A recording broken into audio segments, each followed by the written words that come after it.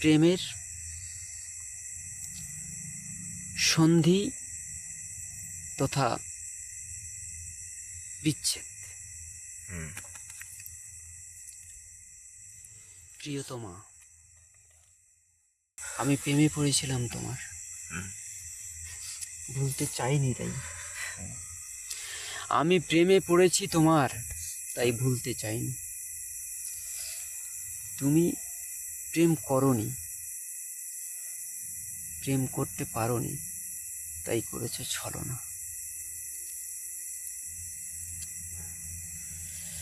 তুমি বিশ্বাস করনি, আমি সেইখানেও তোমাকে বিশ্বাস করেছি। বিশ্বাসের মর্যাদাও পেয়েছি, ধোঁকা।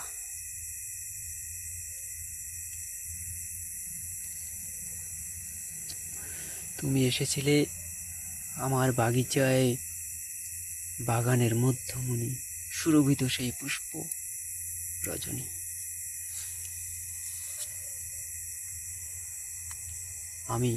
আমি ভেবেছিলাম সুখে থাকবো আমার বাগানে, তুমি আর আমি। বিচ্ছেদের গল্পগুলো অনেক মর্মাহত করে। বিচ্ছেদে শুধু অশ্রুপাত হয় না,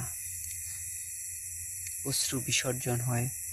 অশ্রুতে না বলা ও হাজারো কথা লুকিয়ে থাকে, সেই অব্যক্ত কথাগুলোরও বলি হয়ে যায় বিচ্ছেদ।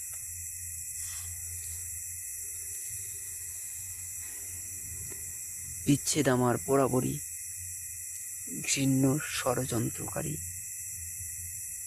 দের দ্বারা রচিত একটা শব্দ মনে হয়।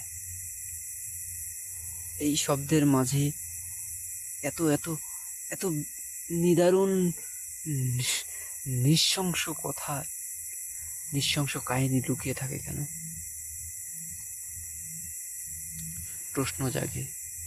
প্রশ্ন জাগে যদি বিচ্ছেদ শব্দটা নাই থাকতো, তাহলে শুধু প্রেমের জয়গান হতো। আমি প্রেম পেতাম তোমাকে, তোমার প্রেমকে। আমি আমার সমস্ত দিয়ে ভালোবাসতাম তোমাকে, শুধু ভালোবাসতাম তোমাকে। বিচ্ছেদ বরাবরই আমাকে যন্ত্রণা দেয়, কাঁদায়, আমার ভাবনার মুকুটকে ওলট পালট করে দেয়।